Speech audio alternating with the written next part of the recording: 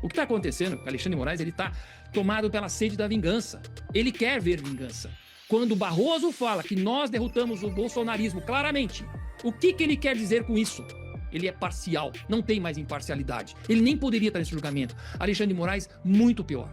Fraude que respinga no Brasil e nos processos do Supremo Tribunal Federal sobre a suposta trama golpista.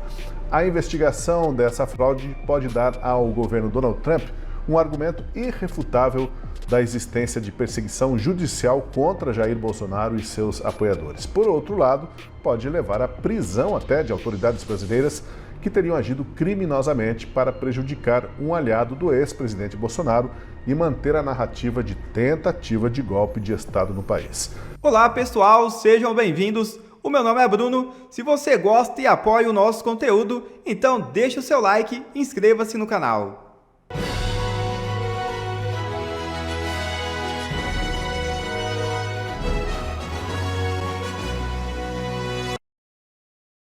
Gilmar ataca Eduardo Bolsonaro. Fugiu do país para covardemente difundir aleivúcias. O ministro Gilmar Mendes usou a reabertura dos trabalhos da corte para atacar o deputado federal licenciado Eduardo Bolsonaro. Sem citar diretamente os Estados Unidos, o decano repudiou as sanções aplicadas ao ministro Alexandre de Moraes. Nesse sentido, acusou o filho do ex-presidente Jair Bolsonaro de colaborar com supostas investidas à soberania do Brasil. Durante o discurso, Gilmar declarou que radicais, inconformados com a derrota do seu grupo político, estimularam ações externas contra o país. Segundo ele, destaca-se entre os atores um deputado federal que fugiu do país para covardemente difundir aleivúcias contra o STF. O magistrado argumenta que os responsáveis por essas iniciativas internacionais atuam com radicalismo, desinformação e servilismo. Ele classifica o movimento como uma ação orquestrada de sabotagem contra o povo brasileiro. Sabotagem ao povo brasileiro é os bilhões roubados dos velhinhos do INSS, que até agora não foi ninguém preso. Alexios Fontaine diz que o julgamento de Bolsonaro no primeiro grau traria justiça, porque Moraes está com sede de vingança. Abre aspas. Ele quer ver vingança. Não me venha falar que não se discute o que o judiciário fez, porque não tenho certeza se estamos em um Estado democrático. Fecha aspas. Veja um vídeo. Eu acho que poderia dar justiça, deveria ter várias instâncias, porque essa, inclusive, modificação, que ele não devia ter fórum privilegiado, foi agora recentemente que o Supremo mudou a interpretação e falou que não, ex-presidentes, ex-parlamentares também vão ser julgados pelo Supremo, ou seja, acabaram com qualquer possibilidade dele de poder ter um julgamento na primeira instância, na segunda, vai o Superior Tribunal de Justiça e tudo mais, e aí foi para o Supremo, foi diretamente do Supremo, não há quem recorrer. Agora, o que o Cardoso fala, não se discute sobre decisões do Judiciário, no Estado Democrático de Direito. Eu imagino, então, que os juízes da Venezuela também não devem discutir, porque supostamente eles ainda estão numa democracia. Mas olha como está todo corrompido. Se corrompe todos os poderes, não é só o executivo, o legislativo que há corrupção no judiciário também. E nesse momento nós temos que ter algum órgão superior para poder fazer revisões. O que está acontecendo com Alexandre de Moraes, ele está tomado pela sede da vingança. Ele quer ver vingança. Quando o Barroso fala que nós derrotamos o bolsonarismo claramente, o que ele quer dizer com isso? Ele é parcial, não tem mais imparcialidade. Ele nem poderia estar nesse julgamento. Alexandre de Moraes, muito pior. O que nós estamos vendo é que a nossa democracia está extremamente frágil. Quando se desmontou completamente a Lava Jato, com as provas fartas, com as delações premiadas, com tudo que foi recuperado, com as delações, acordo de leniência com as grandes empreiteiras e empresas, era enorme, a maior corrupção jamais vista. E aí, acho que mexeram com a pessoa errada. Que é um amigo do meu pai, e aí começou a se fazer o desmonte. Não era o Fórum de Curitiba, é de Brasília? Está errado o processo todo? Depois de bilhões investidos em investigações, bilhões recuperados, não há uma só pessoa pagando. Pelos erros e corrupções que aconteceram no Brasil. É um mau exemplo a todas as gerações. Pior, os juízes que tiveram a coragem de fazer essas investigações foram caçados. Marcelo Bredas, Gabriela Hart, o próprio Dedo Dallagnol, o Sérgio Moro teve que levar um cala-boca para não perder o mandato dele de Senado. É o sistema reagindo. Como aconteceu em Mãos Limpas na Itália, igualzinho, devia ter previsto isso. Em que os poderosos retomam o poder, mudam as leis, acusam seus acusadores, encovardam a justiça, e é o que nós estamos vendo, a impunidade pura e simples no Brasil. a inaltação da criminalidade. Traficantes são soltos com toneladas de cocaína preendidas, porque a abordagem era meio esquisita. Por que eles estavam abordando ele? E o que nós estamos vendo são todos de volta à cena do crime. Falas de Geraldo Alckmin. Então, não me vem falar que não se discute o que o judiciário fez, porque eu não tenho certeza, mas nós estamos no Estado Democrático de Direito aqui no Brasil. Um dos maiores jornais dos Estados Unidos, o Wall Street Journal, dedicou várias páginas para expor uma fraude das autoridades de imigração em Miami. Fraude que respinga no Brasil e nos processos do Supremo Tribunal Federal sobre a suposta trama golpista. A investigação dessa fraude pode dar ao governo Donald Trump um argumento irrefutável da existência de perseguição judicial contra Jair Bolsonaro e seus apoiadores. Por outro lado, pode levar à prisão até de autoridades brasileiras que teriam agido criminosamente para prejudicar um aliado do ex-presidente Bolsonaro e manter a narrativa de tentativa de golpe de Estado no país. Para esses e outros assuntos quentes do dia, eu convido você a acompanhar agora a Última Análise, que tem aqui no estúdio a presença do Francisco Escorcim. Tudo bem, Escorcim? Salve. Tudo bem, Tosi. Boa noite também para Marcília, para o Rafael. E temos o convidado hoje, o Rafael Fontana, jornalista que participa com a gente. Como você está, Rafael? Tudo bem? Bem-vindo. Tudo bem, boa noite. Muito obrigado pelo convite, Marcília, Tosi, Escorcim. Vamos fazer um programa maravilhoso nessa noite aqui. Saudações a você, André Marcília. Como é que tá? Tudo bem? Tudo bem, Tosi. Boa noite, boa noite a você. Boa noite a você, Rafael, Escorcim e toda a nossa audiência. Pois olha só, o editorial do Wall Street Journal diz com todas as letras: o ex-assessor de Jair Bolsonaro, Felipe Martins, deveria estar em liberdade. E mais do que isso, esclarecer a trama armada contra Martins pode ser um passo importante para Trump dar um checkmate no governo brasileiro e no STF, que argumentam repetidamente que aqui o sistema de justiça e o devido processo legal são respeitados. O editorial do jornal americano diz o seguinte: o problema é maior do que o senhor Martins, já que a falsificação de dados de viagem compromete a segurança nacional dos Estados Unidos. Ora, a injustiça contra um cidadão brasileiro já seria grave o suficiente, mas cá entre nós, vocês concordam que o caso do Felipe Martins é bem maior apenas do que o problema dele, né? E que isso pode dar uma munição pesada ao governo Trump no embate com o STF e também o governo Lula, Escorcim? São dois lados, né, que a gente precisa considerar. Para os americanos, você descobrir que, né, é possível um funcionário qualquer incluir a entrada no país de qualquer pessoa, significa dizer que eles também podem excluir a entrada no país de qualquer pessoa. Dado os riscos, né, de atos terroristas que os Estados Unidos sempre correm, depois do 11 de setembro, toda a segurança, é óbvio que isso é algo extremamente grave desse ponto de vista, exclusivamente interno dos Estados Unidos. Né? O segundo ponto é que isso, tirando o contexto mais institucional dos Estados Unidos, que acho que qualquer um seja lá quem fosse o presidente americano, acho que a situação já seria grave o suficiente. Mas aí se soma o fato de que a discórdia política com o Brasil, né, a aplicação das tarifas, elas têm por centro, né, e cada vez fica mais claro que talvez seja até 100% do problema, do ponto de vista lá dos Estados Unidos, ou pelo menos do presidente americano, é a questão do lawfare, como eles chamam, né, desse assédio judicial, dessa perseguição judicial, que o presidente Trump especificou especificamente, né, no Jair Bolsonaro, mas que o Jair acaba simbolizando dezenas, centenas de pessoas que estão sendo perseguidas dentro de um mesmo contexto. Então, quando você vê que isso que aconteceu no Brasil teve a capacidade, né, teve a condição de entrar dentro do sistema americano para burlar alguma coisa, para dar um jeitinho brasileiro lá dentro, para fingir que entrou quem não entrou, você dá uma sustância, digamos assim, para a acusação do Trump, para ele poder fundamentar juridicamente aquilo que ele quer fazer lá nos Estados Unidos, porque segundo os últimos noticiários, eles estão procurando uma fundamentação jurídica mais consistente para poder justificar a aplicação de uma tarifa tão diferenciada para o Brasil em relação ao resto do mundo. Isso é uma das situações dele, por isso eu acho até que o caso do Felipe Martins vai ser o centro dessa fundamentação jurídica, se é que ela virá, porque esse é o caso mais fácil, é o mais claro para se mostrar o tamanho do absurdo. Mas uma consequência disso aqui para o Brasil, e isso eu acho que a gente pode conversar mais durante o programa, que a análise que eu faço talvez uma expectativa apenas, não exatamente nem uma esperança, e talvez seja algo muito lateral a tudo que a gente está vivendo. Mas o impacto, o efeito colateral que pode ter da revelação para o mundo de como as coisas funcionam no Brasil. Porque nós normalizamos muito esses jeitinhos, né? Seja no judiciário, seja nas fiscalizações. A gente não vê a gravidade dessas coisas mais. E a coisa está aí caminhando para um jeito que os Estados Unidos estão botando uma lupa, uma lente, para mostrar, por exemplo, que a nossa rua 25 de março ela tem problemas. Né? E é um negócio para nós é tão comum, tão natural, que a gente já está, não pode, uma anestesia moral com relação a certos fatos, que para eles não é nada legal, vamos dizer assim. Então, quando se vê, por exemplo, o que pode vir à tona do que é o nosso sistema prisional, do que foi feito, porque o que o Felipe Martins disse no seu interrogatório, segundo ele, foi comprovado por autoridades do Estado do Paraná, do sistema prisional, do que ele passou.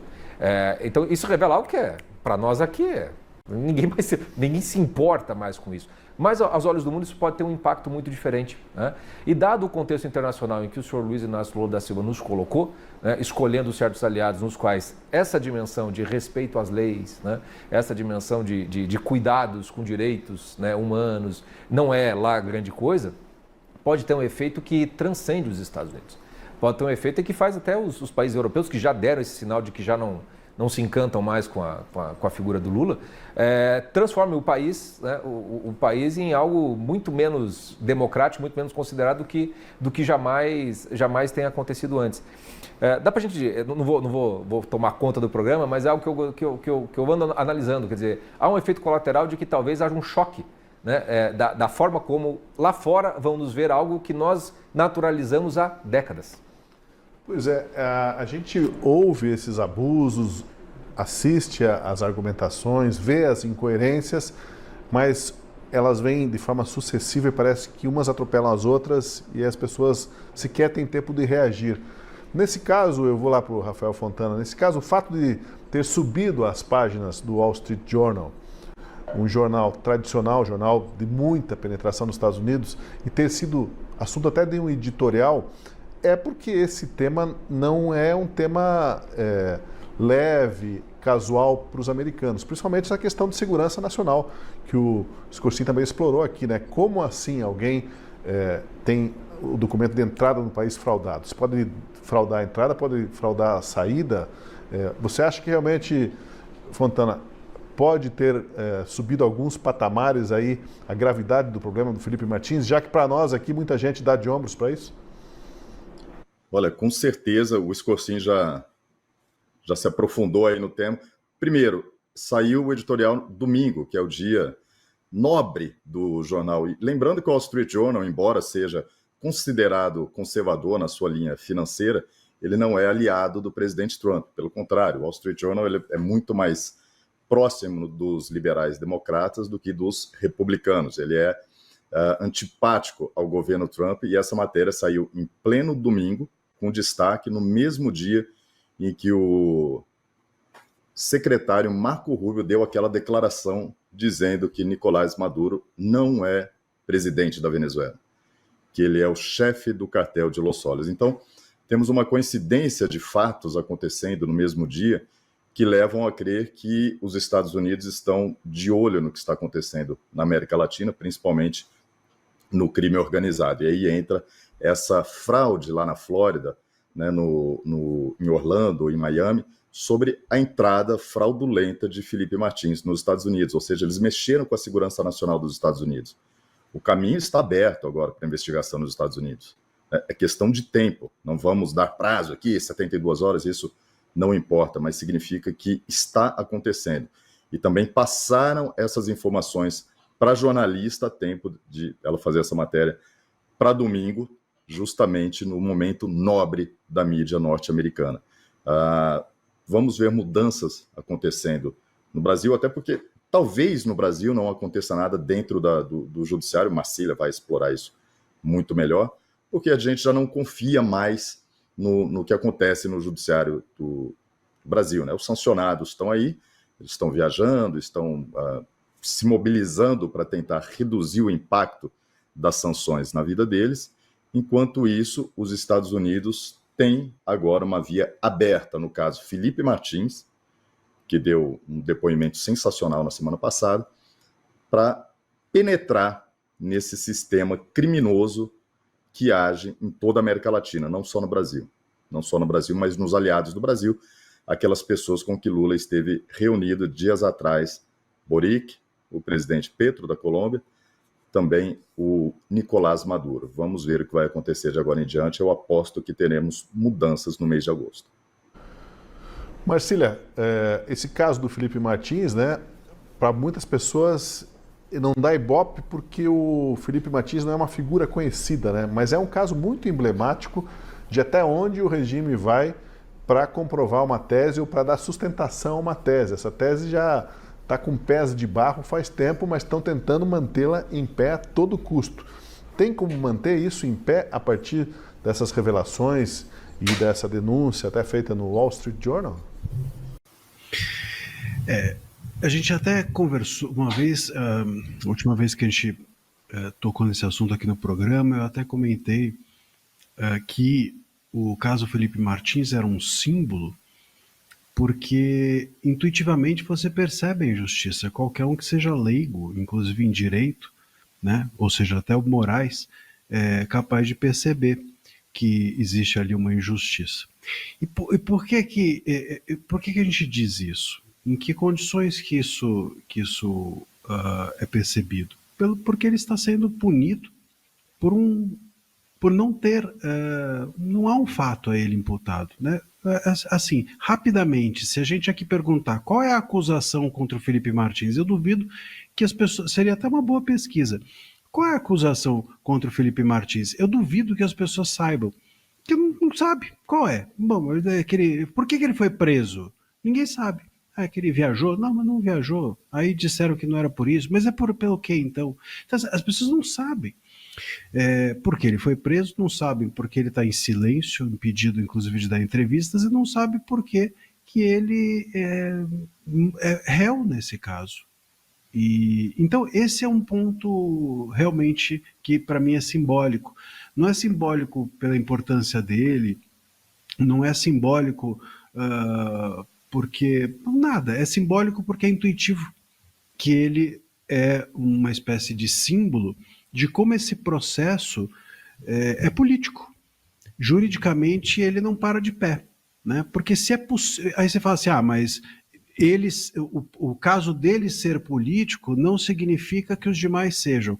Bom, se o caso dele é político, ou se o caso dele juridicamente não para de pé, e as autoridades, tanto a PGR, quanto o ministro Moraes, quanto os demais ministros do STF, enfim, se o sistema continua imputando a ele todas as acusações em relação aos demais, parece que eles não estão ali fazendo justiça ou se importando com a justiça.